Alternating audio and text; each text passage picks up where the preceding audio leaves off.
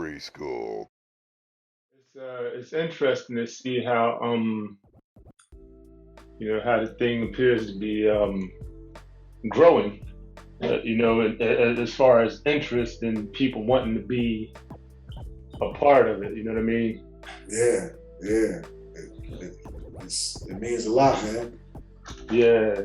This is like when it came to music.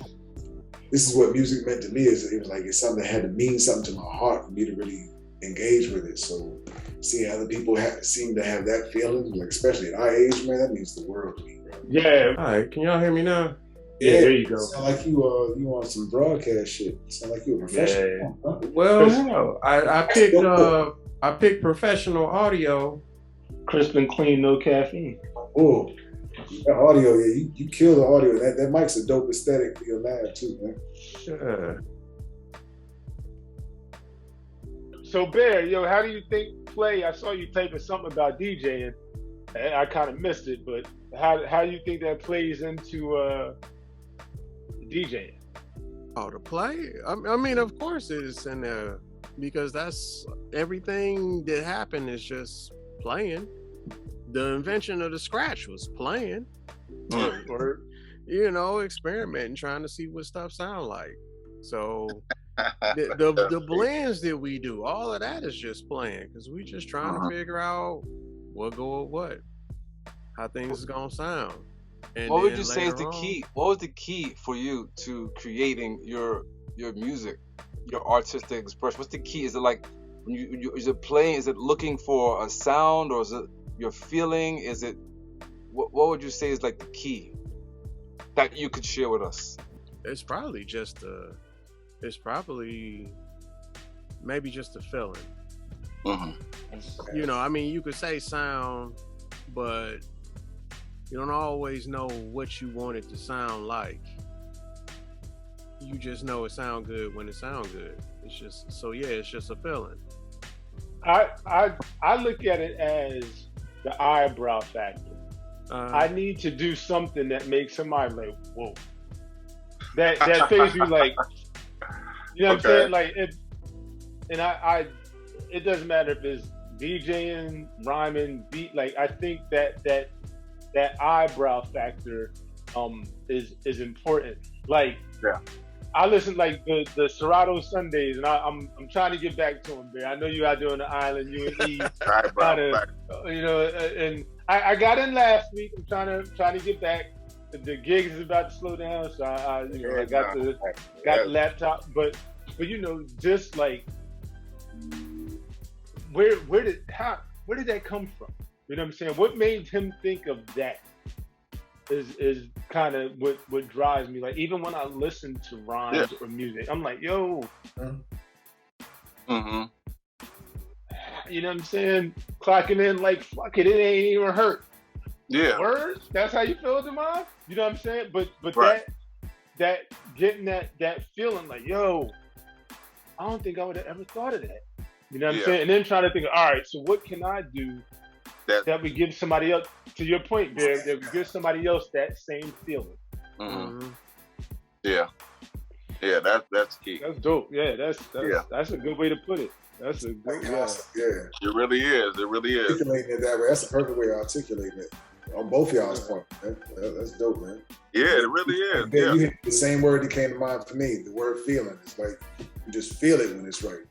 Just like with a piece of visual art, you just know when you look at it, you feel something physically happen inside your chest.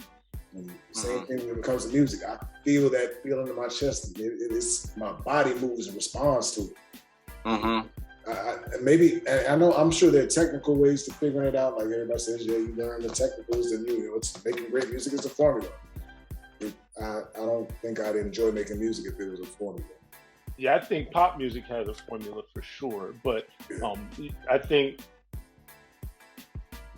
what I want to do, like I would rather have 10 people that are like, yo, dude is nice at whatever it is, than apparently having 100 people like, oh man, he sounds just like Drake. Yeah. Oh, look at Little Baby. Oh man, Him and Waka Flocka on the same skill level.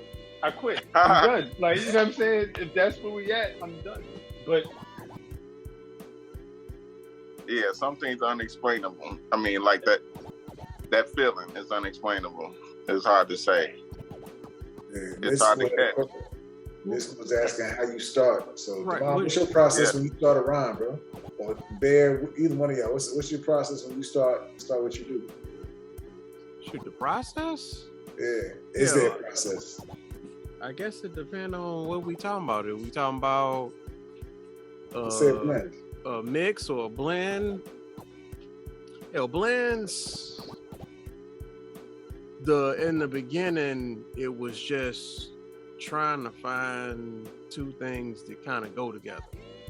Because I remember when we first started doing them. Hell, I remember trying to do them years ago, and I just never could find any damn thing that go together. Like pick like somebody else's acapella with a different beat. I just really couldn't find nothing to go together. And then, like I said, one day it just kind of clicked. And now, hell, the process, it depends on the day. Sometimes I'm driving home and some shit just hits me. Like, man, I wonder if I might hear a song. I wonder if I could find that acapella or that beat. I want to use that beat for something. And then I go through what I got already, try to find an acapella to match it. Or every now and then I go hunt down acapellas and trying to find stuff. And it's like I said, it's weird because there is no first I do this, then I do that. Sometimes I'm going through the folder or going through the records, trying to find something I haven't used yet. And then other times I might, and that's on the acapella side. And once I find that, I might just let it play for a while and just try to find something to match it. Anything. Sometimes it's like Kismet. First thing you grab, you drop it on there and it just works. You might have to adjust the speeds a little bit. Sometimes, it take a while. I go through a few things. Sometimes I find like 3-4 things that match. And it's like, what you gonna do with it now? So, and like I said, and sometimes it's the reverse. Sometimes I find an instrumental that I wanna mess with. Or it'd be like I'm tired of dealing with everybody else stuff that's, I don't want to say popular, but let's just say shit, I don't know what the hell I want to say. I don't want to say professional neither. I just want to say something that you may have heard before. And then I'd be like, let me mess with y'all stuff. So I grab some Sick and Black stuff, grab some Wonder Dial beats, grab somebody else stuff that happened in the text chain, just so it's something different. And then just let it roll. But to the point, like what Wonder Dial was talking about, like once you get, let's talk about the eyebrow joint. First of all, this goes to, and I guess this kind of goes back to y'all talking about basketball and whatnot. One of them damn things is, if I don't think it's cold, then I ain't gonna say I ain't gonna let y'all hear it if I don't think it's cold, but I think every damn thing I do. I love the non-cold beats. If you have any non-cold beats, please send them to me. I love those the most. But yeah, yo, I got a beat for you. I'm gonna send to you too, Mid School. I got a couple of them, but I got some drinks. I want to see if you feel like you could you can make heads or tails of them. The not hot, but not cold. I don't even think that it's not hot. I just think like you hear certain people on certain stuff. Yeah. You know what I'm saying? Yeah. Yeah. So I didn't mean to cut you off, Bear, but when he said that, it just made me think about that. But I guess what I was trying to say is I'm like, shoot, I always think I'm dope. So if you don't think you dope, then I feel like you shouldn't even come to the table at all. And I guess that goes back to the lions gotta hunt you know, and I guess the way I look at it when I'm putting stuff out there, yeah, I want you to be like, damn, how the hell he think of that? Because not because I want you to think I'm better than you. I want to put that battery in your back. So you go in and hit me back with some more dopeness. So I'd be like, oh, okay. Now we got something going, something I can work with. But the issue with it is that it be depending the dopeness and what's good and what's hot be depending on who listening. Because hell, like I said, I'm part of some of them damn blend groups, and the wackest shit, man, everybody be jocking the fuck out of it. Yo, that's the how do only you way define? I I would can love to hear the whack shit. Can we hear the whack? Can we hear one whack shit now? No, we can't. We can't hear it now because you said it's whack, so we can't hear it now. So somehow find a way to introduce it. I allow myself to call shit whack no more. Man, I'm gonna call it whack. It's whack to my ears. How about that? Hey, y'all. Here's what I would say. Like, let's all keep it a buck here. We hear stuff, we're like, yeah, that's not it. And we've all probably made stuff where we're like, yeah, let me just go ahead and put that one to the I'm sorry, sir. I gotta jump in. Sometimes when you think it's whack, right? Somebody else, right? Then the rappers is like, yo, that's so happens hard, to me. yo. That's so hard. I love it. I'm like, give to your whack shit, because I know it's not. I would just say sincerely yours, and I will keep it moving. Yo, Havoc thought fucking Shook Ones Part 2 was trash. He was about to throw that beat away. Yeah, I believe that shit. I get Every it. time I hear that story, I'm like, nah. I'm a realist, yo. I know when what I'm doing is not. Yeah, I'm a realist. I know when what I'm doing is not up to par, yo. And I'm honest with myself in that level, yo. It's like, can you play one of them? Let me see play if I can one. find Play it. one of them. Let me see. Let's see. This is crazy.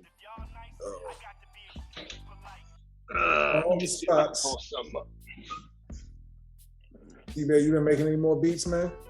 Nope. I ain't even tried. Like I said, y'all lucky y'all got that fall mix out.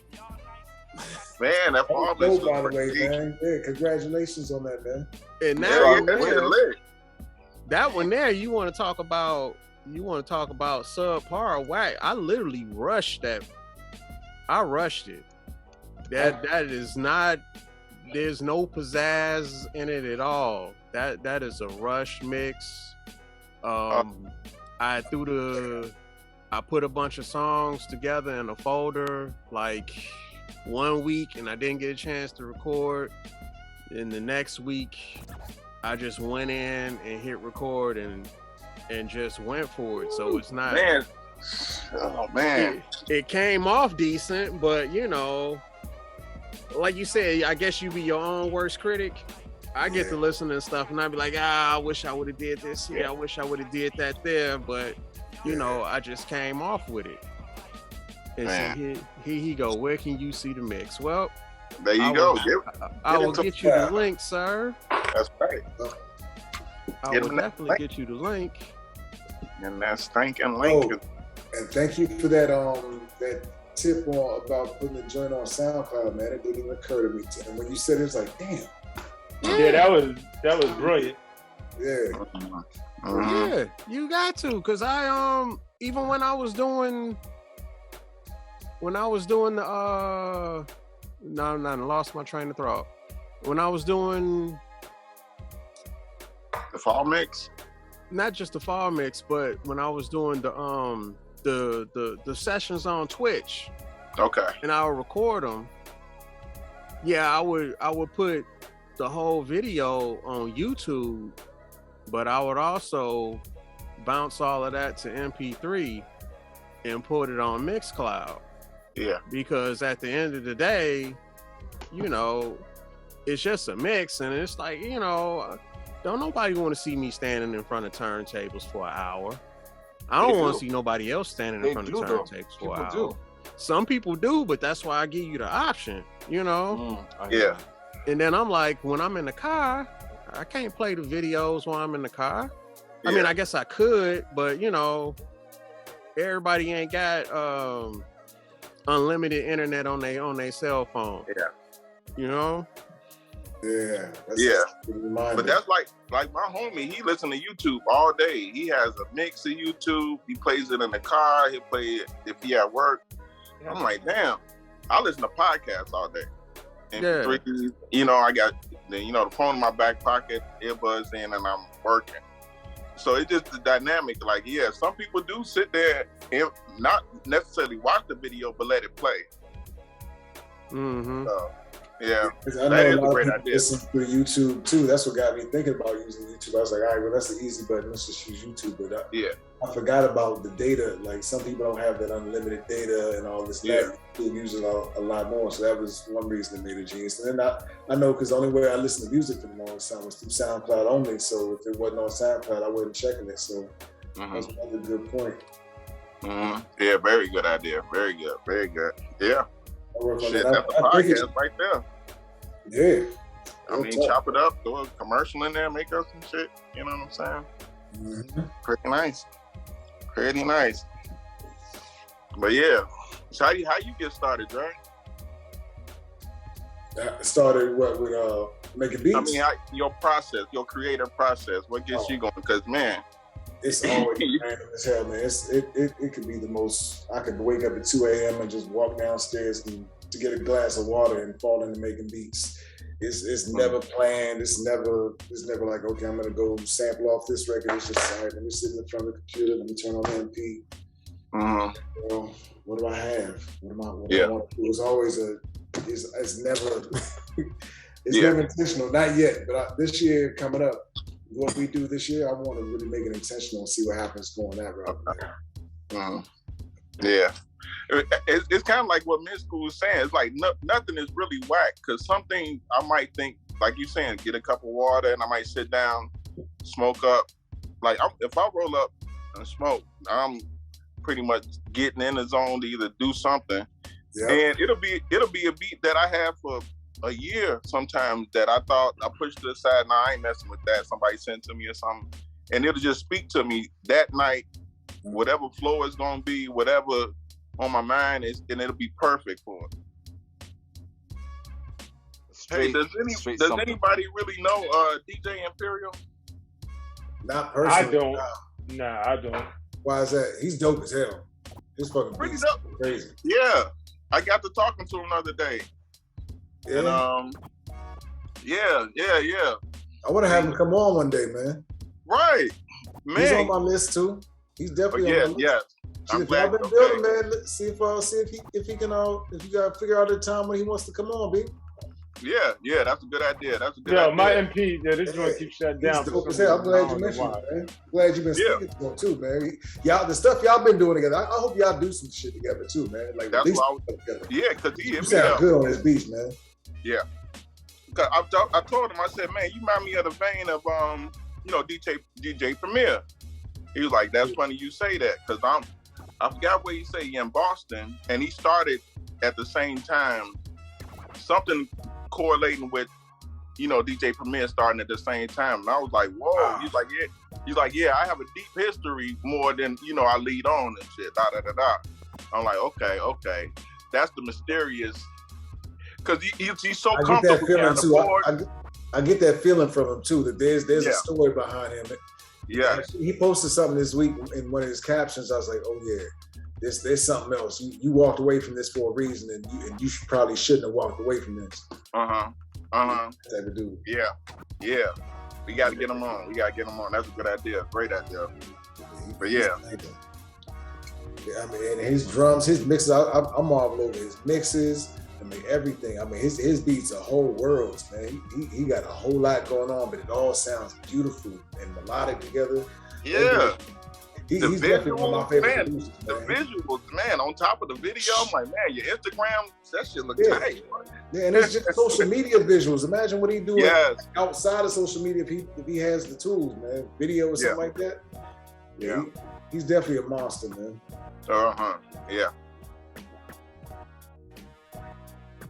I like beats that have like that hopeful energy, like, you know, like full of hope that inspire people. Like, okay. Do you know Chillhop? Yeah, I love Chillhop. Yeah, so like I'm like, I probably got a bunch of that in there somewhere too. So yeah. Okay. Chillhop. What the hell is Chillhop? It's lo-fi music. Okay. It's a company over in I think Amsterdam, somewhere over there. It's some white dudes actually, I think, and a lot of them play the beats. They got a whole network. It's a label, but it's also a YouTube channel that does these dope ass visualizers with a animated raccoon. I'm gonna send you one. I'm gonna send you my favorite one, man. These ones are dope to just lay on the house and just vibe around the house, and you see the little animation going on the TV screen, but at the same time the music is vibey as hell. Can I share the screen for a moment? Yeah, take it. Yeah, I'm trying to figure out how to stop sharing. So yeah, please, dude. Dope shit. Okay. Dope joints, Chief. Yeah, I think my son be listening to something like that. Yeah, I'm gonna send you a link now before I forget. Look at Alex looking all brolic, trying to show the gun. Okay, yeah, my son's listening. Okay. It's kind of hopeful. Yeah. For sure. All right. The animation is crazy. So it's kind of my like favorite one is Spring 2021 so far. The Spring 2021 beats on that joint are crazy. The animation is crazy too. Just like, you know, it's like hopeful, like it's hopeful and like inspiring, like can definitely put some nice a story behind that of accomplishments, setbacks. Yeah, I could definitely. My problem is I label my beats like crap, so I had to listen to Joyce had to sound like, all right, so what is this? Yeah. I got a notepad just full of titles. Anytime titles come to me, wherever I'm at, I put them all in the same document. I just, whenever I'm making, I don't have a name for it, I just scroll through it until I see something that fits, man. Hey, the Chillhop stuff. Do they got There you go, T. They got it so we could just like download it or it's on Apple Music and Spotify and all that. I don't know if that's downloadable. It might be on Bandcamp. Yeah, I'm gonna have to look into that. Yeah. I'm sending. I just sent my favorite one through the channel. Okay. Because I mean, I listened to some of the stuff before, but I never really got into seeing if it was a way that we could cop the stuff. You know? Yeah. They got I think they got I think they actually got a sound pack for download too on ADSR Sound. I got it. I was gonna mess with it the other day. Last time I sat down to make beats, I copied it to my computer because I was like, all right, I'm gonna start learning this lo-fi and see if I can get a couple lo-fi joints out the way. So it's funny that man. Did you download it? Did you check it out? I didn't. I don't know. I might have. I got so much stuff from them I ain't used, Joe. Because a lot lately, I've been trying to play everything, so I haven't really been chopping samples much lately. I've been, trying to play everything, which I go through those phases where I try to do that. So that's valuable. I could use it. I don't remember what beat that was that I said I wanted to try and see if I can get you to play 808s on. Oh, that's on Keep the Change, right? That was Keep the Change, yeah.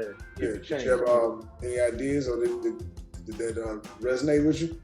No, I like the idea. I just haven't had a chance to play with it yet. But I like the idea. I'm not rushing either. Nah, we good. I got one more wedding next Saturday. I'm out of town this weekend, but next Saturday I got one more wedding, and then I kind of got a good little run where my weekends would be pretty open, so I'll be able to get into knocking some of that stuff out then. Ooh. But you see how I do, like we were talking about creative processes earlier, like I'll just be sitting around and something to hit me, but if I'm trying to force it, not gonna happen. Not gonna be able to do it. like the do it. yeah. Lucky on that one so far.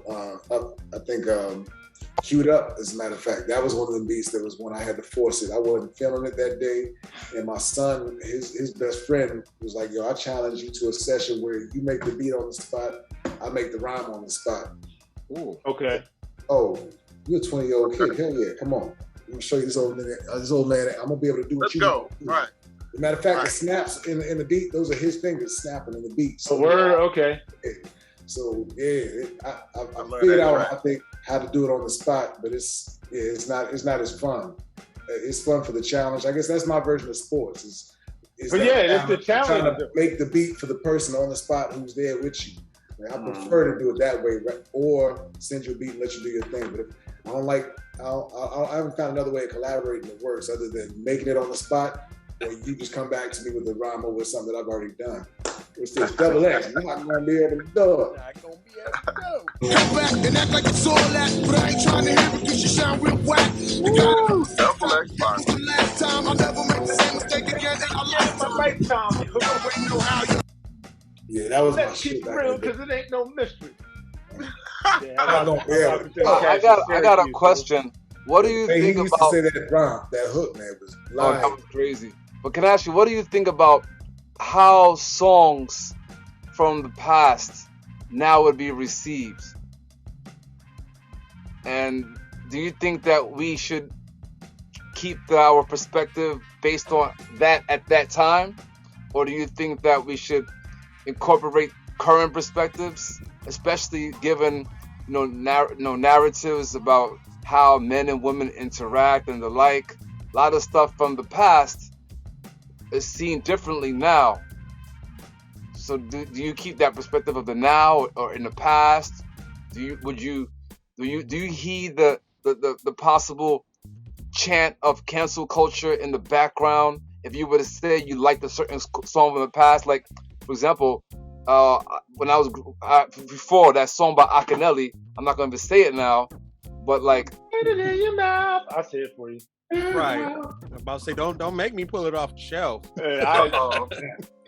Or certain songs from the past would be received very differently from now. I'm just how do you navigate that? I'm just curious. Even this one, this song was so dope, but the way he's talking to the lady now, if he was to release that now, it would have received differently. So I'm just curious. Let me get mine in before y'all take it an hour. Yo, what we did in the past is what we did in the past. We got to keep it because that shows where we was at then.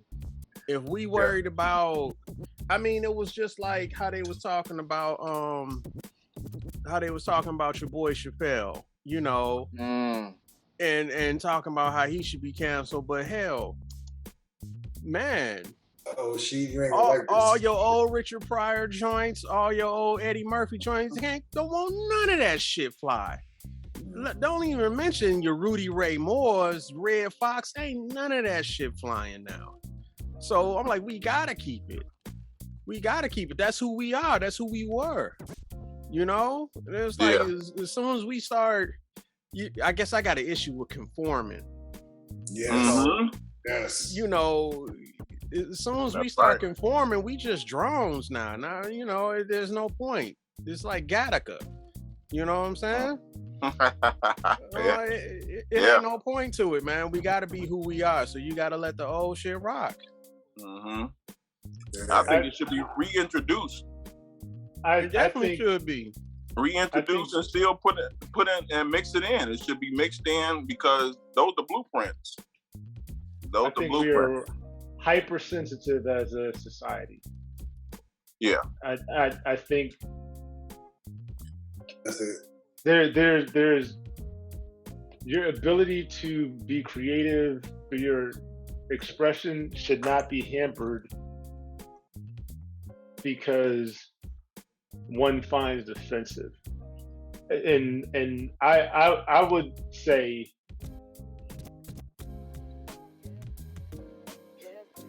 I don't have a problem with not gonna be able to do it. I don't have a problem with putting it in your mouth.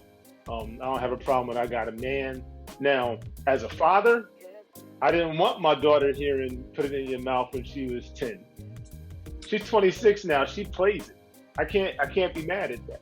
But I have to trust and believe that I did my job as a parent to help her understand the artistic part of that without feeling like that's a career goal. You feel me? Yep. So, Yeah. you know what I mean? And the same thing would be for my son. Like, yo, what he's talking about is absolutely true. You may be a little young to understand this subject matter, so I won't introduce it to you. But when I think he's of appropriate age and he hears it, we just got to chop it up about it. Mm-hmm. You know, again, I don't want you going out making this your goal in life, but as you mature, this experience is going to be a part of your reality. So to dumb it down or make it seem like something more than it is, I don't think that's wise of us. I think we've used political correctness to overcorrect without really addressing the issues that needed to be corrected. Especially in hip hop. I mean, if we're supposed to be a genre that's supposed to be a unique substance, then why are we doing what every other genre does, which is put the, you know, the forefathers to the back now at this point. So even that song, I'm not gonna be able to do it. I want my son to hear that. Tell old girl you ain't gonna be able to do it. I've told my son, tell your girlfriend no. Don't start this yes stuff. You know what I'm saying? You're not her man. You're her boyfriend. You're her friend. Take the boy out. You're just a friend. Learn how to be friends with these girls. Or he should hear Fear of a Black Planet. He should hear 911 is a joke. All these things are things that's the brilliance of hip hop, because it's everlasting. Because our situation haven't changed as a people. You know what I'm saying? I want to overcorrecting on the PC without really addressing the issues, the issues. That's exactly my point, man. Yeah, there you go. We had a white dude play Jesus, and we had a white lady play Nefertiti. But we can't have Idris Elba. We can't have Idris Elba be James Bond. Yeah. You feel me? Yeah. So that's where I'm at with it. You know what I'm saying? Nah, I'm cool with it. You know what I mean? And again, I think there has to be balance. I think we've got to educate along with the introduction. But yeah, my daughter, like, rock that. You know, if it's gonna move the party when you DJing, play it. I got a bigger problem playing at a wedding that's predominantly white and playing a song I know got nigga in it. There you go. What I'm gonna do when this predominantly white crowd starts singing along? Have you had that? Keep it a buck, yeah. Hell yeah. Nigga. Heck yeah. And like, I had to really get comfortable with playing some of that stuff, especially when, you know, the last half hour, 45 minutes, when they want to turn up. You know, it's like, you know, you gotta perform. You gotta they pay. You gotta perform. So I had to learn to get comfortable with that. That's hard. Wow. You know, but it's real. You know what I mean? So I don't mind some of those other songs, because they're way, my 3-year-old won't understand not gonna be able to do it. Even if my 3-year-old doesn't understand, if one more label try to stop me, there's gonna be some dreadhead niggas in the lobby. When he says it, it's 100% clear whether he understands it or not. Not gonna be able to do it is coded, is metaphoric. You know what I'm saying? There is something creative in the title. There's something creative in the lyrics. There's something creative in the hook. It's not, you know, I put my punani on his lips. He don't know what that is, but it's right in his face. There's no, you know, put it in my mouth is pretty straightforward and vulgar. Yeah. But But you know, that was an exception at that point in time. It was not the norm. That was an exception. Word. You know That's what I was saying when we talked about it a while ago. I mean, you had to stay up late Friday, Saturday night, and that joint ain't come on the radio till way after 10:30 at night. That was the only time we even heard about the damn song. I remember I heard it at Rutgers. Viz played that joint. Stopped me in my tracks. You know, I was walking like, I was like, wow. What the devil? Yeah, Biz was the first person I had played that joint, and I had to find it. That was definitely disgusting. Yeah, I mean, but again, there was a place for that, and it was definitely not the norm. You know what I'm saying? You had, the Onyx, Me and Jack, the Black Vagina Finder, or Sucking the Necks. Like, they kind of all came along after Put It in Your Mouth, or right around the same time. But again, those songs were exceptions. Talk Like Sex, Cool G Rap. That's right. But they all outside of the title, and even Put It in Your Mouth is not. Those words in and of themselves are not explicit. When you hear the song, it becomes real clear. But that title is not explicit. But those are also grown men making those songs. The grown men making those songs for teenagers. Okay. It's interesting that we went straight to the vulgar stuff. You see what I'm saying? Well, I think that was by design for the kind of the topic mid school introduced, though. That's true. Even me. But now that you're talking, I'm starting to remember some of the things like Poor Righteous Teachers, Paris, Dead Presidents. Like, some things should be eternally etched in stone. X-Clan. Like, even though those was playing concurrent, Two Live Crew was out there definitely alongside of some real jewels.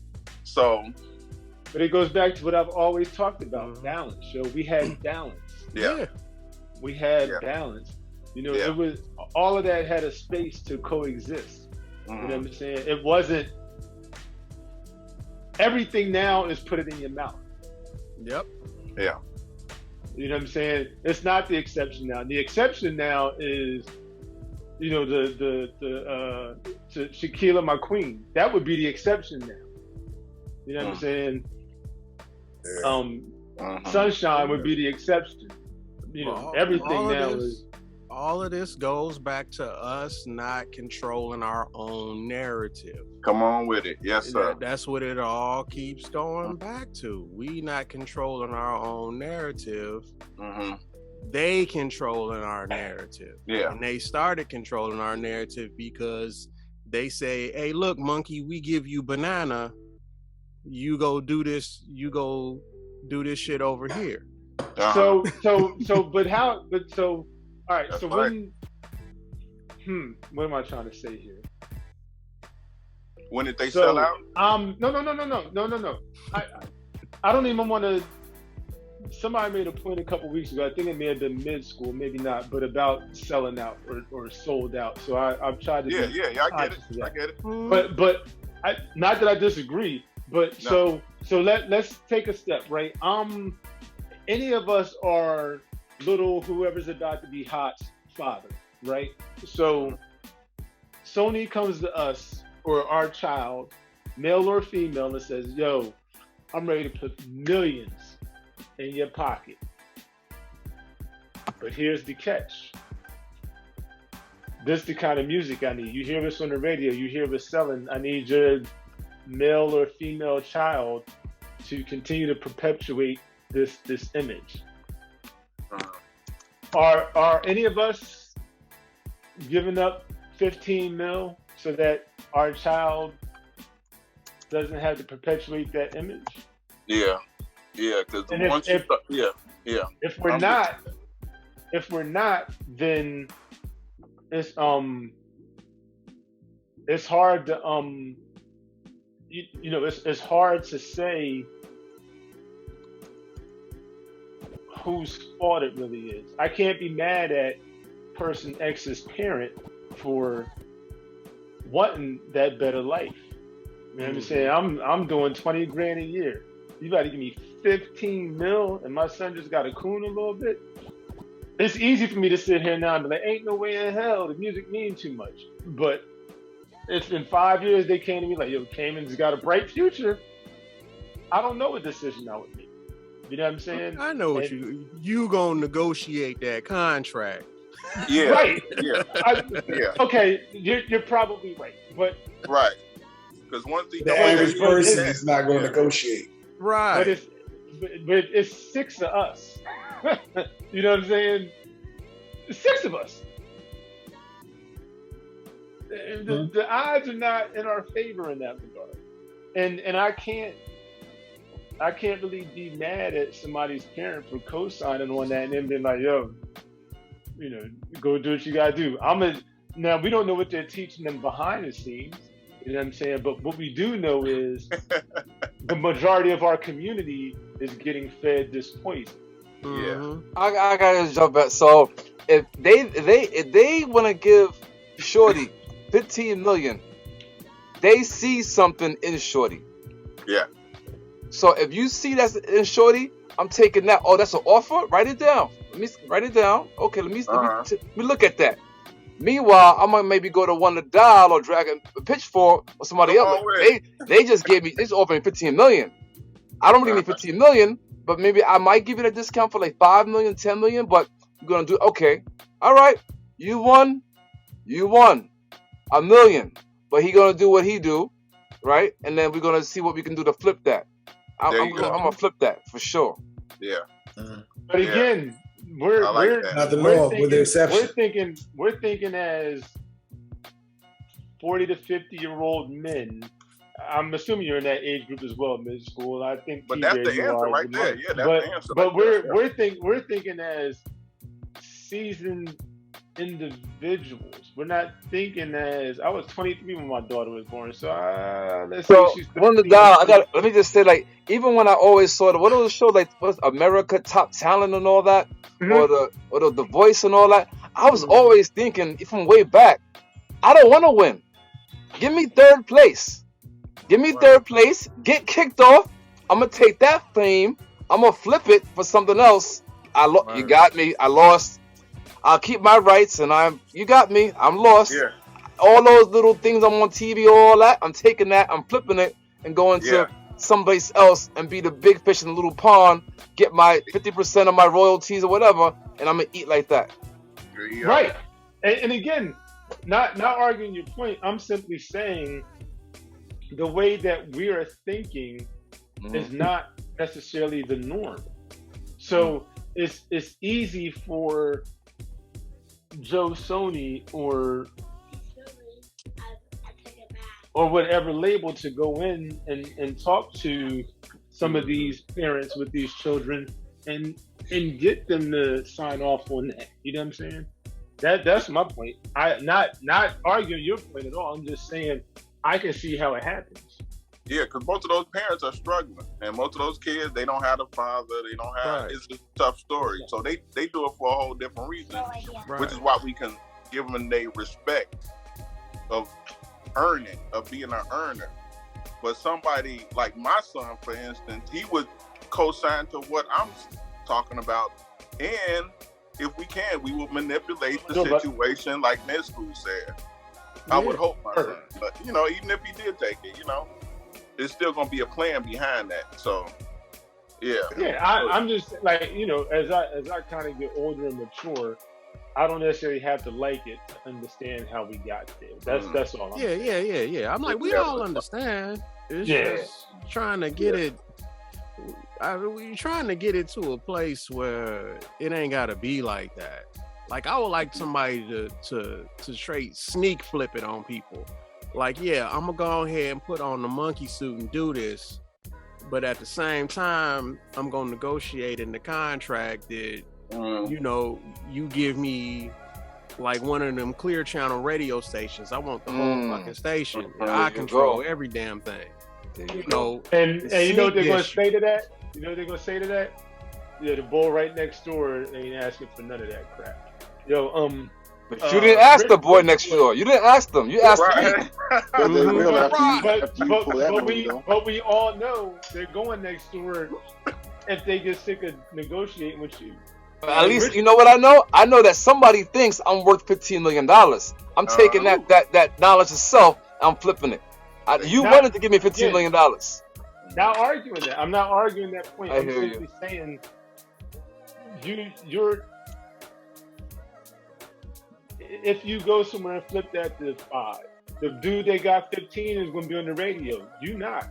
You gonna have to build your audience a different way. I'll be like Prince though. I'll be like Prince.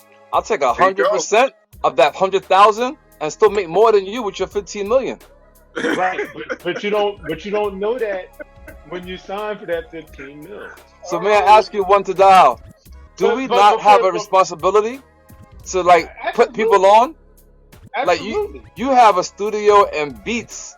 Do we not have a responsibility to find those shorties out there? Like, yo, let me show you how it really works, how it really go, and how it is what it is. Let me create the spaces that I lament that don't already exist. You know what they do when they come in? You put the mic up here, right? So that it's at a height for them to stand. And the first thing they do is do like this. And lower the mic so that they can sit. And then start to restrict their diaphragm and their ability to deliver. Then the next thing they do is say, I don't really know my lyrics yet, so I'm gonna have to read them. I'm like, all right, cool, right? Oh, but I really didn't finish this yet, so I gotta finish right. So isn't that where the tough love come through, my dude? You're not ready right now. You know, you end up with a single verse requiring 12 punches. But isn't that where like you're when the dial, for example, that person comes in, you're already being kind. You give them a platform. You're giving them A, B, C to D. There's always a healthy balance. That's where the little bit of kick ass gotta come in. Dude, you're not ready. Yeah. I'm gonna do all this. I'll do all this for you. Number 1, memorize your all right. Number 2, here's about diaphragms. Google it. I'm gonna give you some keywords. Google it. If you hungry, next time you come through 2 weeks later, have it memorized. That's all you don't have to do. You don't have to do the money and the memorize this. Whatever your list is, little kick ass on that. Lean in. Right. Yeah, I'm with you. I feel you. But my point is simply that gets old after a while, fam.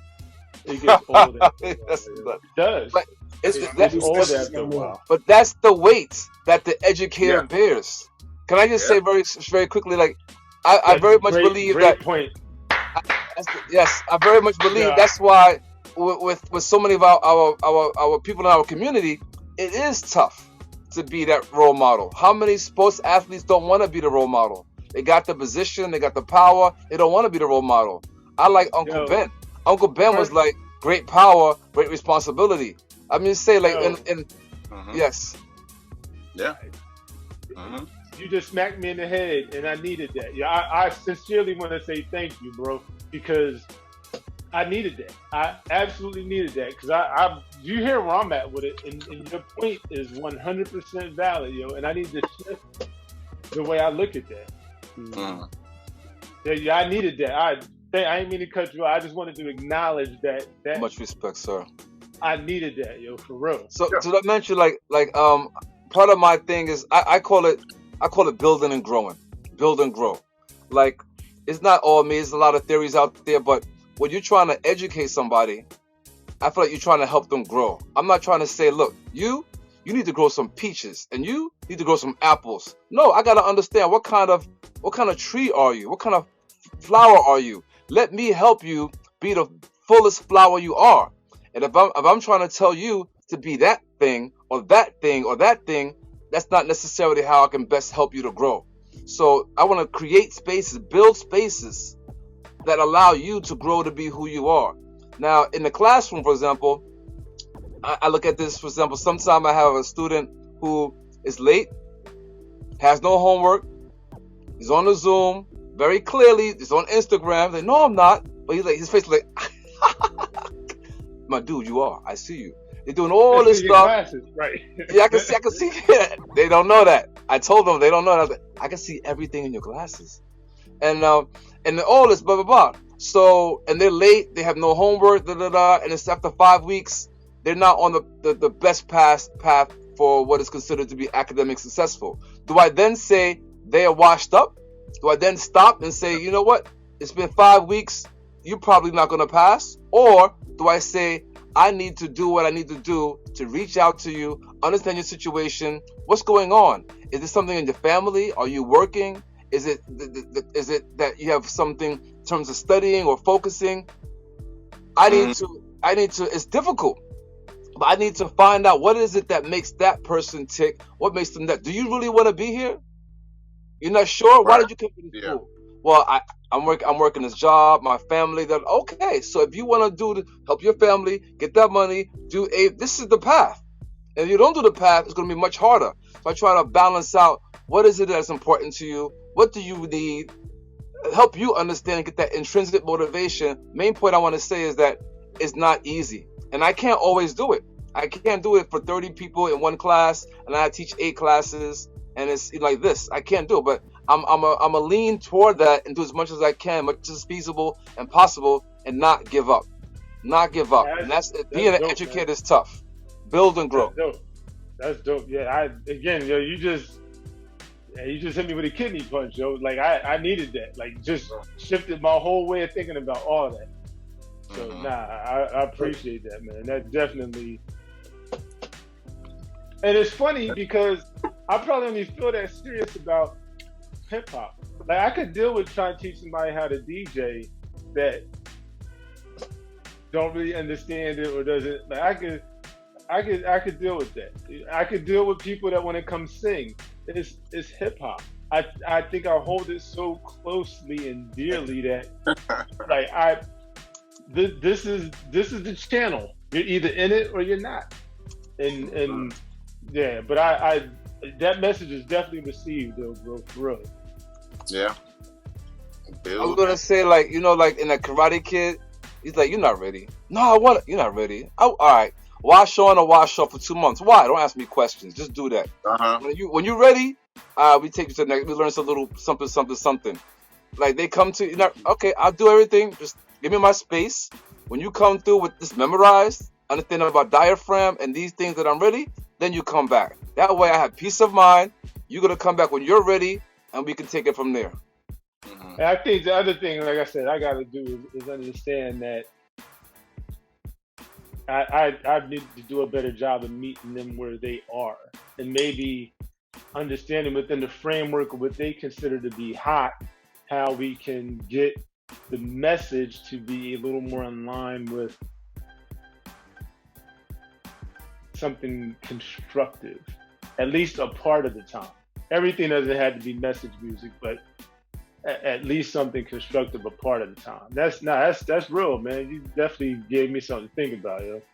You know, for me, it wasn't so much about trying to help them with their output, so much as trying to help them understand why it's important to love the culture and how loving the culture will help you automatically make better music, because you're going to understand the spirit of MCing, what it means to really MC versus, oh yeah, I just made a song and look how they respond to that song. That seemed to work a little bit for me, but it depends on who your subject is. Some people just don't respond to critique at all. Some people shut down and just like, I'm not going back to him because he told me he didn't like my rhyme. And some people a few times. Right. Some people don't care about none of that. They see it as what is perceived to be a quick payday. And when that's your motivation, it's hard to get the interest in understanding all those other things that make it important. I won't even have a conversation with you if that's your motivation now. Well, for me, I would just say to them, like, I might disagree, but if your motivation is money, these are still the steps you need to do.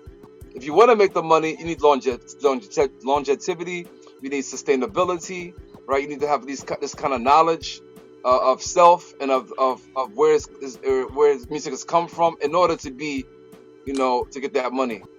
But I hear what you're saying. Yeah. I just want to say Alex got on a dope T-shirt, yo. I don't know if he could hear us or not, but he got on a dope T-shirt, yo. That T-shirt, yo. Yeah, that's a dope T-shirt. Can I ask? Might it be possible one day that GRYSKLL or Pitchfork or someone makes some, like, you know, they have these challenges, right? So okay, put out some song and, like, boom, whoever wins this challenge, we will take your vocals and we will mix it up and we will make a whole song for you. That's a great idea. Yeah.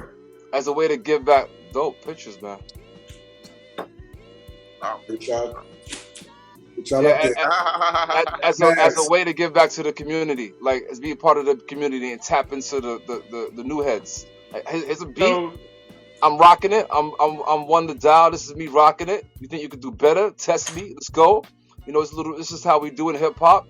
Those who win this challenge, whatever, we will take your vocals, we give you a beat, and we'll make a whole little Dre bag or whatever you want to do, like little 3 something, and we'll help, you know, maybe add you to our platform or do something like that as a way to hear voices, inspire people to, like, move toward those values that you mentioned.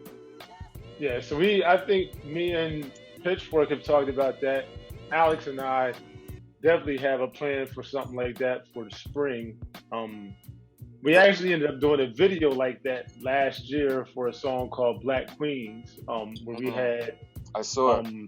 yeah, we had people So sending their dope, pictures, and then we gave them the 15% discount code, or so I forget exactly what we did, but yeah, so yeah, that's a dope idea. So respect for that, man. That's so Yeah, we got one powerful. for the plan too, don't we? Yeah, that's well, late spring, early summer, we got a plan.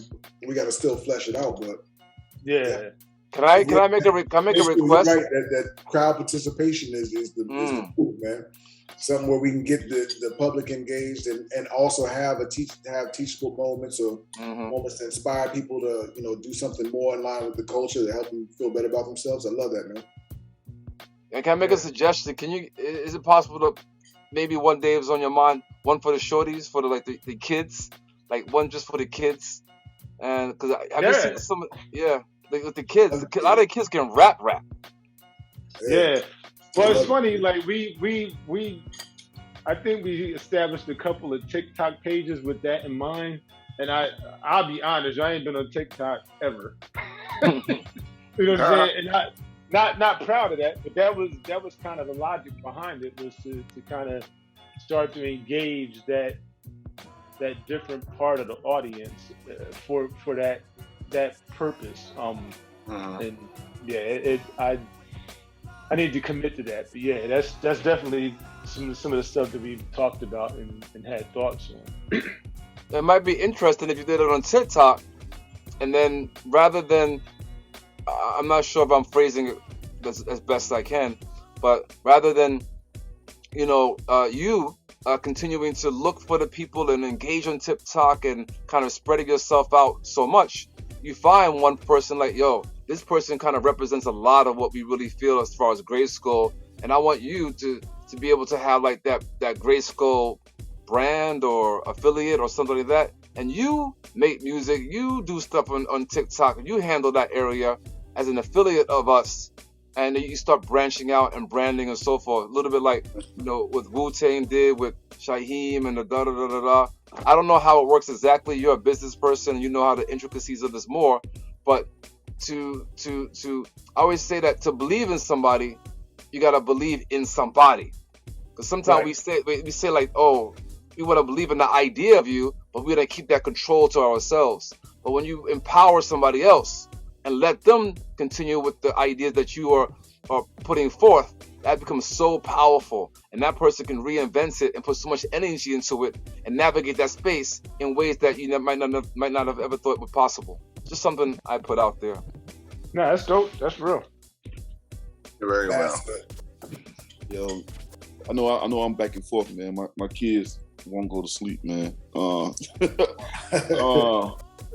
that's dope that you talk about that mid school, cause I'm in a mentor group called Guitars Over Guns, and that's what we do. We take 6th graders, 5th through 6th graders, and we introduce them to, you know, how to songwrite, how to make beats, how to rap. Can I invite you to our hip hop conference? Yeah. It's in January. Oh, everybody here, I believe, has some cause or some group they're working with. So if we could talk about it later, I think the deadline's like January 2nd. Yeah, I want to talk to you about that. It's a educational conference, educational hip hop conference with the hip hop. It's a hip hop academic journal. So yeah, and then the kind of thing you're doing is exactly what it would be so great to talk about and discuss. People, you would come on, people, you would just explain what you do a little bit. People would ask you questions. It could be as short as 15 minutes, or it could be longer. If you brought some of the people in the group, the children, to be part of it, it's all online if you wish. Just something to think about. Hip Hop Education Conference. That's for everybody here. I would have to. Yeah, I would gladly partake. Just let me know how I could help, man. I'm definitely. For me to bring kids, I gotta get them to sign the consent. Do a waiver, right? Consent form, all that. Yeah. Well, for One to Dial, for example, the Black Queens thing. I don't know all of the projects that you have, but the Black Queens project, for example, it was thought of, it was designed, it was implemented, and you have a tangible outcome of it, the actual song, and that's great. That right there is something, and it will also possibly provide a template for others to as well contribute to the community. But how did you do that? What did you do? Can I contact you about how I might be able to expand upon this idea of my community? And basically the idea. If I can just say, Toni Morrison is one of my favorite authors and academics, Princeton University. And one of my favorite quotes from Jersey. And one of my favorite quotes from her is, I'm probably messing it up, but the goal of being free is to free other people.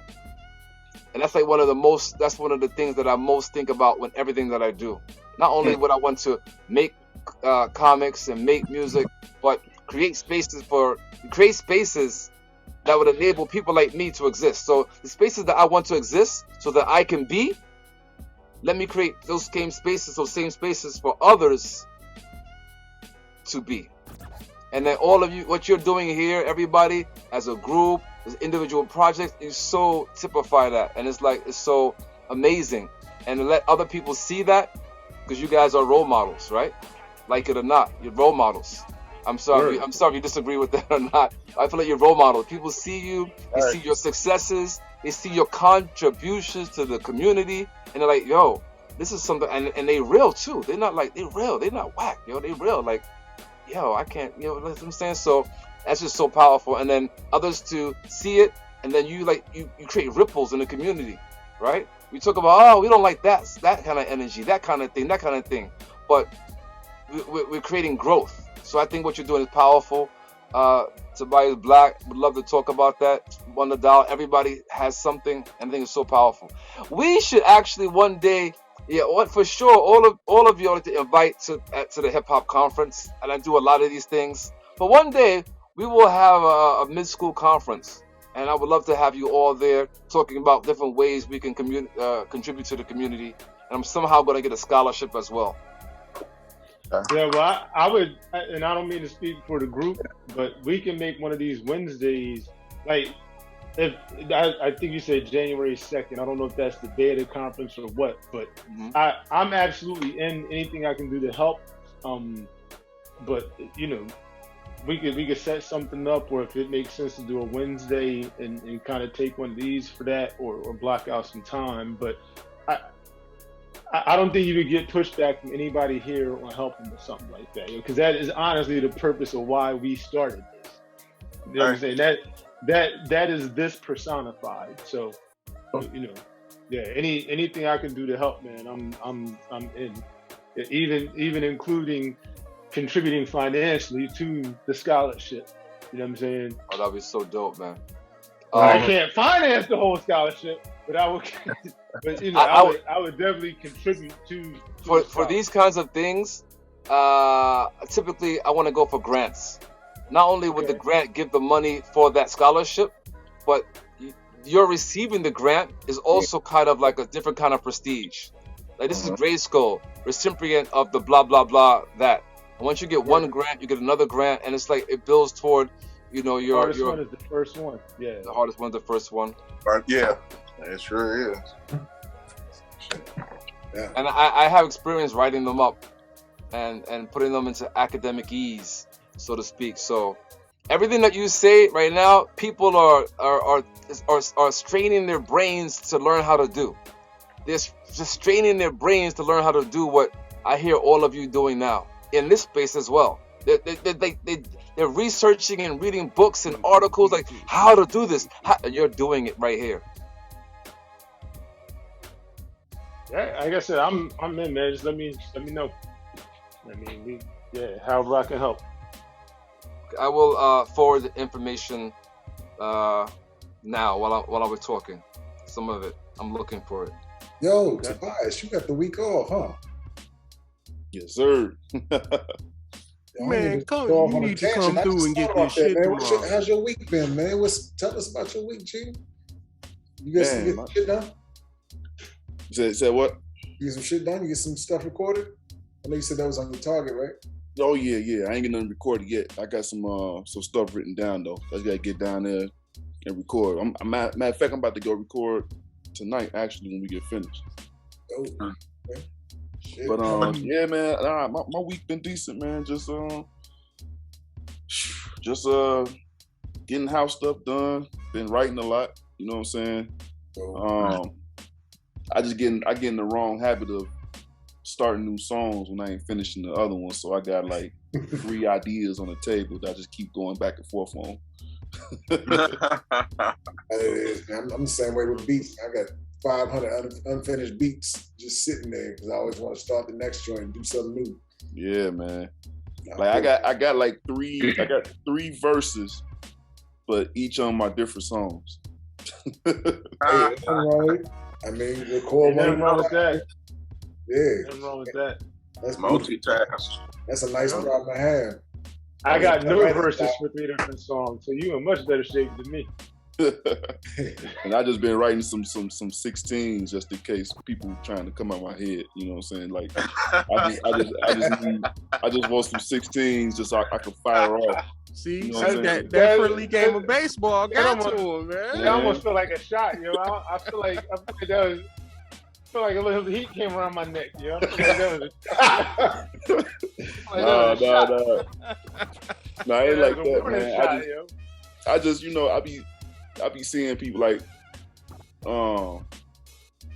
where did I go? Where did I go? I went to it was at the school actually, and Come on, man, I'm just ducking them bullets to buy a shoot. They was at the school and they was asking, and the kids was asking some of the people to rap. And one of the kids kept on saying like, man, I could rap, you know. And you know how you get put on the spot, like, man, spit a 16. And the kid just froze, you know what I'm saying? Then they, like, one of our teachers, like, man, like, none of these kids can't rap, I could rap. And they told one of the teachers to spit a 16. And he didn't spit nothing. You know what I'm saying? And it was like, Mr. Glover could rap, Mr. Glover. So I started spitting 16s. I started spitting 16s for him. But I ain't had like no 16s like that was like kid appropriate. Like, well, I had some, but it wasn't like bars. It was like a rap like I made for the kids. Like we talk about education and our school stuff like that. One that down though, I make these songs for our students. Like I've seen them. Yeah, like the Friday celebration stuff. Sure. But I just want 16s to where if people tell me to spit a 16, I got something right there, boom, fire it off. And if anybody, you know what I'm saying, like challenge, like I can't rap, you know, so I just want something like, I just want some spit, something like, okay, let me leave homie could rap, let me leave him alone, you know what I'm saying? Yeah, some arsenal. Yeah. Click, boom, okay, all right. Yeah, I just want to be ready, man, because you know your shot, you know what I'm saying, it could be random, you know what I'm saying, somebody major point to you like, oh, you rap, like spit something. I just want to be ready, man. You know what I'm saying? Try to jump in there. Look, what do you guys think about this lady right here? Have you heard her? Rashawn on the beat? Nope. I am not familiar. Nah. Rappers just jump in it before they get the beat and they feel it. They just start spitting. Yeah, my girl put It's not rhythmic. Yeah. 30 seconds. Okay. Give it 30 seconds. Yeah. You gotta feel it. Says collective. Yo. Yeah. Okay, all my people black, so stop asking me why I'm light-skinned. My great-great-grandma was probably raped by the white man. And then the white man went and left his children fatherless. Gave a stereotype to the black man just to escape his cowardice. Middle school jokes about black kids being fatherless desensitized us to the fact that they were taken by the government. A 414 where my summer's been. In my grandma's basement with my cousins counting money, steady thumbing it. And I ain't know my cousin was a dealer till my mama said, all I know is big cuz held me down with the ice cream man. All I know is big cuz feed the hood when your mamas can. Economics, man, investing in Ronald Reagan's contraband, chasing that dirty money, got him that black discipline. Whoopings derived from whippings, learn from the white man, huh? Grandma went and got a twitch above the branch, and we just wait until it's finished, nigga. We don't never flinch. Hold up. I just wanted to shout her out because I heard her like spitting a few things before, and I thought it was just so powerful, so powerful. Yeah, she got it. Yeah. That's where she at. She got it. Yeah. You know, I was gonna ask y'all that. What female, if any, Lauryn Hill. Lauryn Hill? Okay. I'm sorry, I just jumped in, man. It's my bad, yo. No. Hey, that's what I'm asking. That's what I'm asking. No, it's but I want to hear You already know he gonna say Rhapsody. but I gotta hear the fullness. I gotta feel the fullness of his question. That was rude of me. No. But that's what the question was. Like, what influence? Because I realized that I spent. Oh, influence. Okay. Yeah, influence or that you played that stayed in rotation. So historically, or like even now, like it's a lady on Instagram that I follow. Her name is Dante. Yeah. Oh man, what is her name? Something. Like she's a medical student. They're like every Wednesday or every Thursday just drops a 16. Okay. Stupid with it, yo. Stupid with it. Shit. 87, 88 Lyte, man. Okay. MC Lyte back then was crazy. Lyte. Yeah. Bahamadia. I was about to say Bahamadia. Latifah, Wrath of My Royal Madness. That was my drink. Wrath of My Madness. Oh shit! Wow. Damn. Yes. A lot. I'm sorry. What is Papoose' wife? Remy Martin. Remy Martin. Yeah, she's dope, that man. First joint on Pun's Remy, album. Yeah. Yeah, she's nasty, man. Yeah, I saw the Roots. I saw the Roots in concert, and they introduced. What was her name?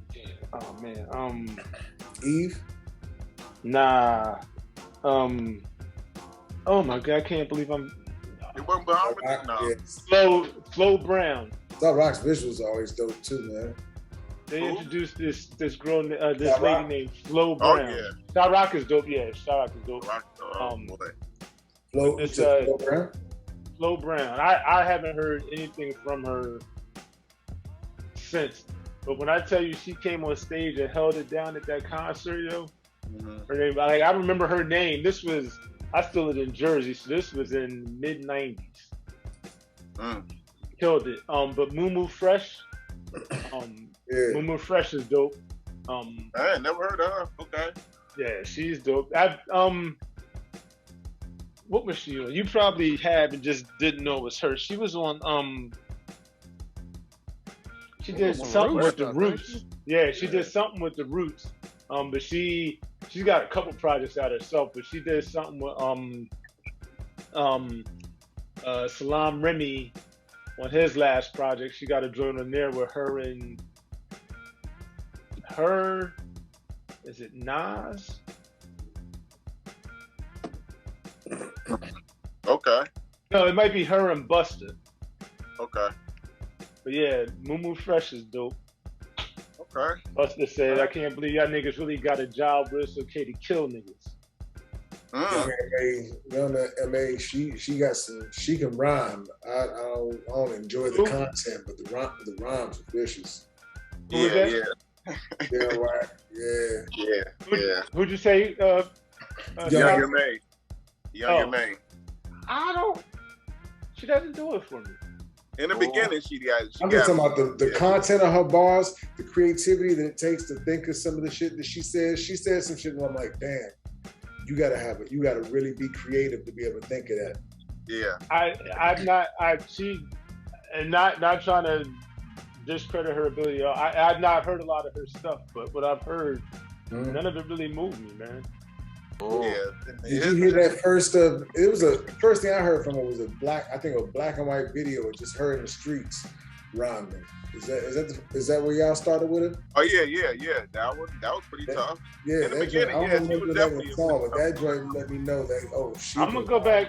I'm gonna go back and check for some more. Yeah. Younger May. I don't know any of her catalog. I couldn't tell you 5 songs. But it's a couple. Y'all heard them. Y'all probably just don't know the name. Yeah, Jean Grae is tight. She tight. Jean Grae is nasty. I want to say, but Younger May, it's her style and just the way she carry herself is just so New York. It's like it's not just the words. Yeah. It's like it's just so New York. It's the delivery and the energy is just so New York. I don't know how to put it to words. I'll agree with that. No, I agree with that. And it's classic New York. It's not the new New York. Yeah. She's not a throwback really, but her being a woman puts her at the top of that, crust of being something fresh at the same time. But she does have a nostalgia about it. Jean Grae, Jean Grae is a dope. Jean Grae, right? Jean Grae's husband too, Quelle Chris. They a dope combination, man. He's vicious. His beat, he's crazy. I have to find y'all some Quelle Chris, man. Okay. Let's see something. We can't not have this conversation without saying Queen Latifah. Oh, I think somebody said Latifah already. Yeah, excuse me. Yeah, we said Latifah. I think somebody said Latifah already. Yeah. I mean, I actually bought. I bought Queen Latifah album. She's got a hell of a last name, by the way. I'm not saying we're related. I'm just saying. Yes, dude. Oh yeah, definitely the queen. Definitely the queen. You gotta go West Coast. What are you? I like Lady of Rage. Her energy was just energy. I know she had a platform, but I think her energy and just how she represented it was dope also. Oh yeah, she was definitely a strong. Rage was dope. Rage is nasty. Oh man, she gave me like an East Coast feel. Oh my gosh, what's her name? From Buster's Crew. Rod Digga. Rod Digga. You get it in, yo. Yes. Rod Digga's nice. Like she'll get it in like in front of your face. Like I'm rhyming right now and speaking regular, and by the time I finish, you're gonna be like, oh my god, yo, she get it in. Rod Digga. I don't know too many people want it with Rod Digga yet. No. Write her own rhymes. Woo. Yeah.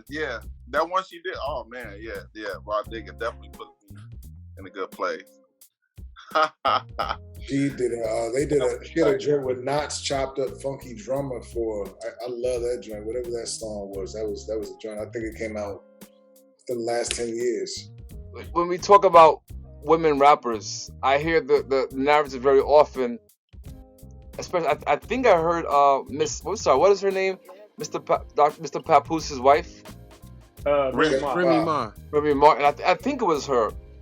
I'm not sure, but talking about why it gotta be like she's good for a woman. Mm-hmm. So do we necessarily have to be like she's good for a woman or the women rappers? Or can they just be like dope rappers, period? You can either rap or you can't in my book, yeah. Word. I agree. Yeah. I agree. Yeah, you either got it or you don't. But sometimes you have to phrase the question so we can bring the women in. Because up until this point, we hadn't mentioned any women. That's why you're right. For sure. I feel you. Yeah, I feel you. But I think for everybody that we've mentioned, we would generally say they can hold their own in any environment. Like it's not like Latifah's going to get on stage and kind of shrink because she's around. For sure not. Other people. And MC Lyte. MC Lyte was definitely in rotation for a while. Mm-hmm. For sure. You know it's tough. Roxanne Shante, Shantae had one of my favorite songs, even though it was more kind of soulful and playful. Shantae's Feeling Horny. That was my joint. Oh, I never heard that one. Maybe. Nah, me either. I don't think I have. It was actually the musical bed is heavily horn influenced, so the title kind of maybe puts you in a different frame of mind. But it was a very almost like chilled out, relaxed, kind of catch it in a lounge type setting. Yeah, that was one of my favorite songs. You know, I remember where I was the first time I heard it. Yeah, you definitely had some females that were.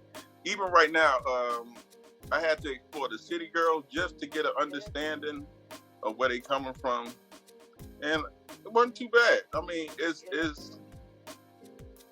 kind of, I don't want to say trash rap, but you know, like throwaway rhymes. You know, every other rhyme is about, you know, they genitals. You know, every other, but it doesn't sound so bad because it's so wavy. You know, it's got like, a feel to it. It's got a feel to it. Yeah, they know they just talking shit. That's all. You know, it's not anything to be edged and stone with. Yeah, I play some of their stuff, man. You know, the funny thing is, I won't go as far as to say I know a lot of that music, but I'll download it. Like I'll be in the record pool. I just download all of it. Somebody asked me for, I'm like, let me see what I got, and then I'll play it. You know, music is structured today so similar.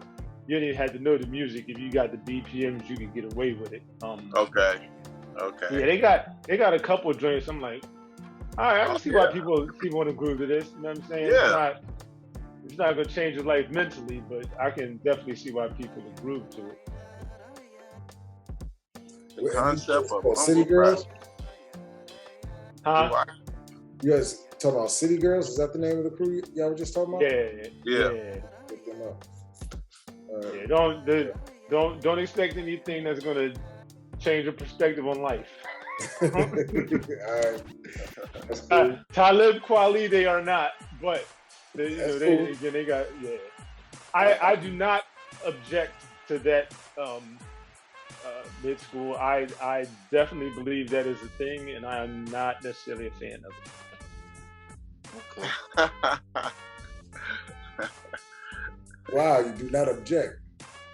Mumble rap, yeah, I think mumble rap exists. The concept exists. I think it's a real thing. I actually did a song about it. Wrote a rhyme about it. Here you go. Yeah, you killed that too. Nah, I don't object. Good way of buttoning it up and getting it out of your system. Huh?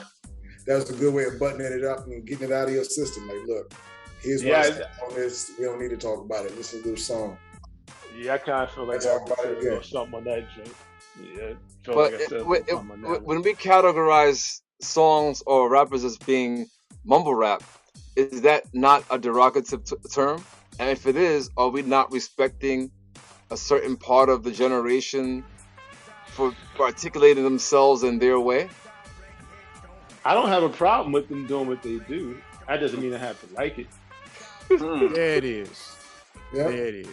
You know what I'm saying? I think there's a definite lane for it, right? I think it exists. My bigger issue is probably trying to frame it as hip hop, because to me it is not hip hop. But why not? You know, why not? I'm so curious. Because I don't think the TV got something to say. TV got something to say next. I always got something to say. Oh, go ahead, Bear. You can tackle it first. No, but yeah, go ahead. Sorry. Yeah, go ahead, Bear. It don't matter to me. Go ahead. You can have it. Mean, I guess I got out of saying what was hip hop and what wasn't, and I'm more in agreement of the fact that we need to have different subgenres instead of just saying, well, that ain't hip hop, that ain't it. Because I'm like, you know, to this day we still, even though we got it, we just don't like what we call our subgenres. I'm gonna put it to you like that. They still trying to force feed under the umbrella of hip hop, but we call it mumble rap, we call it trap, we call it, before it was that shit, it was what, snap music. We call it these other damn things. Those are the subgenres, but don't nobody want to accept that as being a genre. They just wanted to be hip hop, and we all sitting here like, nah, it ain't hip hop. We was hip hopping, we was graffitiing, we was b-boying, we was DJing, and we was spitting something that actually sounded like something on the mic. That's what we was all calling hip hop, which what we call is boom bap. So our genre is boom bap. Okay. You know, let them have argue, mumble rap. Let them have it. It's theirs. But Let them have snap. Like... Let them have it. Let them have trap. Let them have that shit. That's theirs. You know, I'm not trying to take it from them. Yeah. I just don't think it's hip hop. They're children of hip hop. It's still it's from them, right? It's children of hip hop. I mean, you know, so they might be the badass little dirty little. Yeah, what you gonna say? Patty LaBelle gonna say that pick some random damn girl that's singing right now. That she not what, R&B? Right. I'll say I've heard songs in each of those genres that I've loved though. I say that. Yeah, I'm not. There's some dope Young Thug music in there. I don't know that, but I do know that I've heard it. I don't mind. I'm in the kitchen whipping chicken like it's stir fry by the Migos. I don't mind that song. I don't mind Remy Boys by your man that just caught that bid at Rolling Loud in New York. Fetti Wap. You know, there's definitely some stuff in those genres. I get my motorcycle on there every now and again. It's in the crib, it's going down. Like I don't mind some of that music, but I don't know that I agree that it's hip hop. I'll get on board. I'll get on board with the subgenre joint. Yeah. But I would argue that I don't think is Kid and Play hip hop. Yes, for sure. Kid and Play was not boom bap though, so it's happy rap. That's what Bernie Mac called him. Happy rap. That's right. They ain't gonna hurt nobody. Ain't gonna hurt nobody. But how do you include them, but then kick out the trap kids? Where do you draw the line? What is it that's the line that makes Kid and Play safe, but not the Migos? That's one to doubt to answer. Cause he the one kicking them out. So right. Right. How you gonna kick them out? You can't kick them out after we had NWA Dope Man. You can't kick out the Migos for cooking bullshit in the kitchen or whatever the fuck they be saying. Right. You can't kick them out. So I want to say I respect the Migos much, and I appreciate the contributions to hip hop. There you go. We just gonna get a sign for him to hold up. What is that? That's a general answer. What does that mean? Here's the thing. That's great. I think we could have a discussion about Kid and Play. As I've gotten older, I have come to accept them as hip hop. I don't know that I would go down your happy rap lane. I stole that from Bernie Mac. I get you. But I would definitely say that they were more of the comedic side of hip hop as opposed to your G rap. You know, the comedic. Oh no. I don't know. It was. Way Too Funky was dope though. I'm not knocking him. Will Smith. I think Will Smith was one of the dopest MCs out for a while. And I get what you're saying. Lyric dudes, backpackers, boom bap cats didn't really vibe with Will Smith too heavy because he was more comedic. Parents just don't understand. But Will had lyrics. Now we might go back. That brand new funk came through. Brand new funk. That's my favorite Will Smith joint. Exactly. So he got it in him.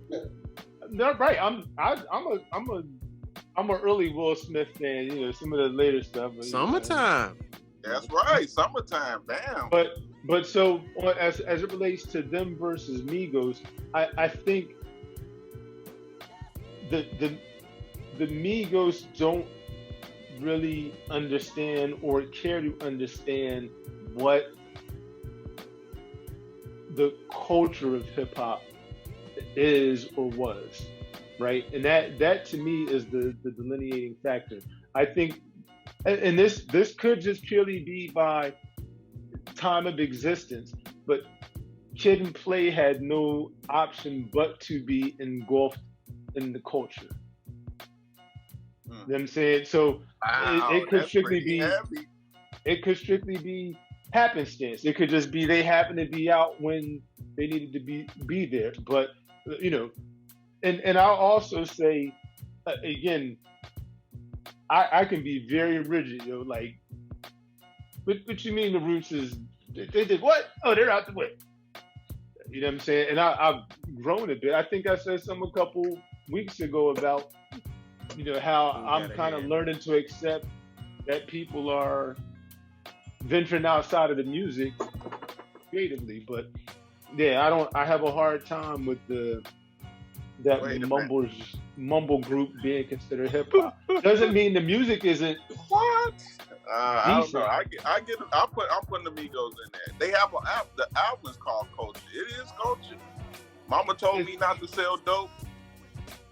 Tank cover t-shirts. So- I mean, it's a different culture. But The culture's I don't think talking about selling weed or being a drug dealer versus not has any play on whether it is or is not hip hop. We've had people all along talking about that would absolutely be hip hop. So I don't think that the subject matter doesn't necessarily make or break whether it is or isn't. I think it's the execution. You know what I'm saying? Can I just jump in one thing? Like earlier, we talked about how, as an educator, when that person walks into the room, we have to connect to them, right? We may say like, yo, you're not ready. You're sitting down, your diaphragm is bad, you're like fumbling with papers, and you're not ready. Come back when you're ready. But we also said that maybe it's sometimes the burden of the educator is patience, right? We got to expand our bandwidth.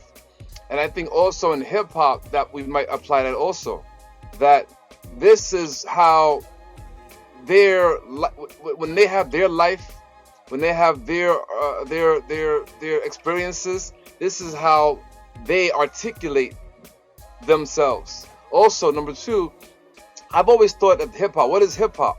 In so many ways, what is hip hop?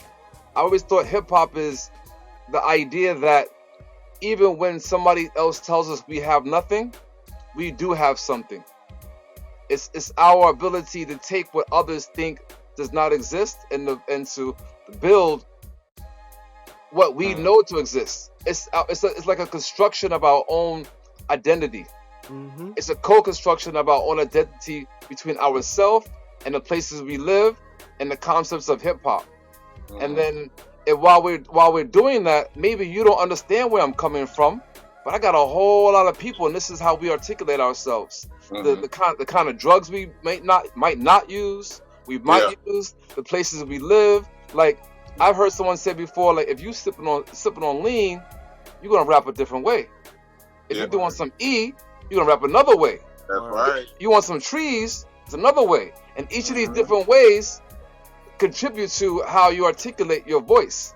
So it's like what you consume, like Mr. Voice said, what you consume actually gastronomically, the rhythms around you. Is it depression? Is it happiness? Is it hope? All these things go into the soup of how we articulate ourselves. And number three, I've always thought that hip hop is a voice for those who have no voice. Mm-hmm. And when I may not agree with you, but understand this is where you're coming from. This is how you articulate. And if I judge you, I'm judging the environment that you came from. You survived, my dude. There's a lot trying to come at you. A lot of people from all these different places, they got so much coming at them. and this is how they survive, by articulating themselves, being themselves, and they're sharing it with us. So I want to hear that. I might not buy it, right? And I might press skip on Spotify, but I respect your contributions to the space by you telling us what's going on with you. That's kind of like, I want to throw that in there. There you go. I like that 100%. Because I get calls from guys older than me. I get calls from guys younger than me. D, you need to do this. Man, D, I think you should talk about this. This is the input, because I'm not only rapping and trying to put my perspective out there, but I have not a following, but people that were probably rapping at one time, but at the same time, they want to have some input into me because I'm still the one doing it. So it's kind of like a culmination of all, like he's saying, that culture coming along with it, passing through me. Like, oh, next time you get a beat like this, you should say A, B, and C. I'll take it all in. You know what I'm saying? As being the I don't know, the mouthpiece or the voice for that. You know what I'm saying? Which is the same thing that Migos are doing. That's why they get the lump sum of the criticism when it comes to mumble rap, but they're still Young Thug out there. You know what I'm saying? But Migos gets the brunt of it because they're the head of that culture right now. And I mean, it is mumble, whatever it is, but it's not really mumble because you can hear what they're saying. So, but the more question, I like what you said though. Is it a derogatory term? I never thought about that. I think it is. I think it's meant to be derogatory. Yeah. But I don't hear it as derogatory.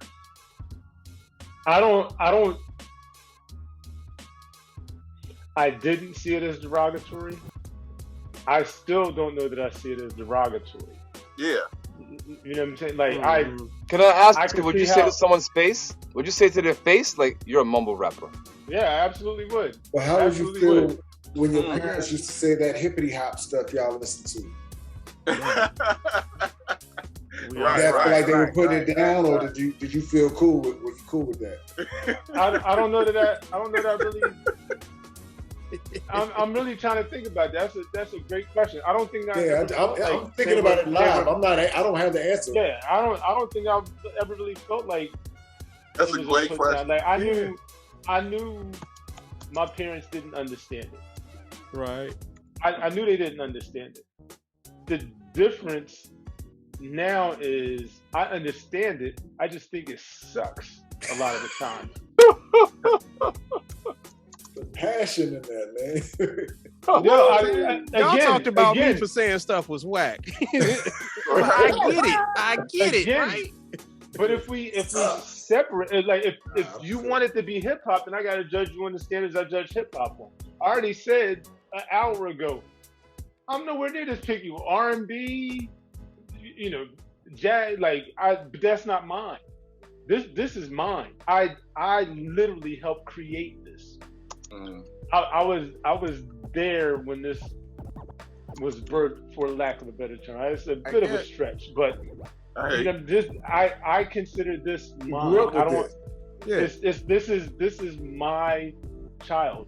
You're not gonna come tell me how to raise my son. You can have some input. You might say something that I agree with, but you're not gonna tell me how to raise my son. My parents didn't tell me how to raise my daughter. They had input. I took what I thought, I spit out the fact. But when I felt like they was crossing the line, y'all, this was the result of your parenting. A lot of this I don't like, so I'm not repeating those things. You know what I mean? So I got a question that y'all may not have an answer to. So I'll make one up. What do they call it? We call it mumble rap, and it seems like a lot of other people call it mumble rap too, because when you say mumble rap, everybody nod their head and know what the fuck you talking about. So the mumble rappers, what do they call it? I think the people who call themselves artists don't care. They don't call it a genre or anything. They just call it music. I've been hearing this. Most people say I don't care about this genre. I call it music. Right, that's what I've been hearing. I've been hearing this new thing talking about they trying to remove the genre, period. Yeah, I'm with that. Wow. Okay. Remove the genre. I don't look at hip hop as a genre of music though. Hip hop is a culture. That's aside from. But it is. You're right. It is a culture. I think rap there's is rap. the Rap, right? Yeah. Yeah. Rap. Hip hop is, and that's in a world I don't care about, and I don't even So involve myself. before we get too far down this road, let's just remember. Oh. My blood runs cold. My memory has just been sold. Nah. My angel is a centerfold. That's a rap. That is not rap music or hip hop. So the words rhyming, the words being in a form that is rap, does not lend itself necessarily to making it hip hop. Right. What about that one song? I'm a loser, baby. So why don't you kill me? You ever heard that one? I don't even know that one. Nah. It's a white boy. It's kind of it's a rap, but I'll send it to you. Okay. How do you define rap? How do you define rap? Words that rhyme over a beat to a certain cadence. Well, I think something that MCs do. The ABCs is a rap. Yeah. If we want to be honest, we've been using rap music to teach since the beginning of time. ABCs is a rap. You know what I'm saying? So, but again, I don't think the fact that the things rhyme make it hip hop. Yep. Yeah. You know what? Let me ask you this. He's right though. I Who do you or do you not know hip hop when you hear it? Yeah. Yes. We been there. Let's No. I don't think we can leave that because I think that's a very important. I think that's a very important thing to nail down. Do you not know it when you hear it? Yeah, I definitely know it when I hear it. Yeah. Right. And I can show you better than I can tell you. Right. So we and I would bet you would have some stuff that you'd say is hip hop that I'd be like, I don't know if that fits. And vice versa. I might have some stuff because I think a part of it comes down to personal preference. I've already acknowledged that the Migos and the Kid and Play joint is questionable. I get it. So I'm not even trying to hold the bias. You know what? There. I got to make 2 quick points because I'm finna get out of here. So I would say when the older people, and I have to say the older people because when I first started hearing it said so loosely, it came from my grandparents. When they would say stuff like, let's rap, and all they really saying is, let's talk about it. Let's talk. So what are we doing? What is rap? I'm saying rap is an evolution of us talking over a beat. And then what happened was we had our slick talkers, who would say things in rhymes. And and then like we said, all of this stuff, we took all of these things and formed it into what we call rap. So it was just normal talking. It was the slick talking, and and it was also the teaching, saying things that's catchy, so it could be taught. We formed all of that into a rap, and then now, are we gonna say that everything is rap? Now I get what you're talking about, how it's tricky, how it's gray areas, how it's how you feel about it. But on the other side of that, things that we missed, which is kind of what we need to get back to, was the areas. So like how I was saying, we're not controlling our own narrative. We need to go back to the way shit was. We need to go back to selling shit up out the trunk. I mean, you got to give it to like your E40s, your Too Shorts, and even the cats down south. No limit. Cash Money, No Limit. And you got to give it back to the cats that sold it out the trunk because that was their sound. That was their narrative. They had Cash Money, Manny Fresh in them. He put like a little New Orleans bounce in they joints. That was their sound. Where we missed it and where we messed it all up is when we let them commercialize everything and chop our shit up and put it into a formula. I remember, I think it was The Source, or it might have been Double XL magazine. This was in the 90s. And it was just a comic drawn, and it was like building your perfect MC or whatever. And dude had on a scarf like Tupac or some shit. He had a big belly like Biggie, but it was the tattoo said Thug Life across it. Wow. You know, and it just had like different elements from different people. And I seen it. Well, we see it now. They cut up all of our little cultures from all around, and they took the bits and pieces they wanted out of it and popped it into this damn formula and just start stamping out the same rapper, you know, or the same person that makes music, since we don't know what the fuck to call these genres no more. The same person that makes popular music. They just keep cookie cutting that shit. You know, into this formula. But we need to go back to having our own sounds. That was that diversity that we missing, because it wasn't just having, you know, our Public Enemies, and then right after you heard your Public Enemy, you heard Boss or King T or whatever. It wasn't just that. We missed it. That was that sound. And then when you heard the King T shit, that was their sound. And then when you heard, you know, Jermaine Dupri and them down there, that was their sound. Right. We had different sounds from different areas. The problem came when they started taking all the different color Play-Dohs and mashing that shit together. And now we just got one. I don't even think they did that. I think they said, this is the Play-Doh. Like, that's it. Like, I don't even know that they like. I don't even hear the different elements. I hear, you know, 808s and rattlesnake hi-hats. But the only reason why I was saying that. So let's just take one subject. Let's just say, all right, in the West Coast, we gonna talk about bitches, hoes, and drugs, and then remember that one song Outkast did when they was talking about bitches, hoes, and drugs? Yeah, we gonna take that too. And then when G-Rap was talking about bitches, hoes, and drugs, yeah, we gonna take that. Oh, we only gonna take the bitches, hoes, and drugs part.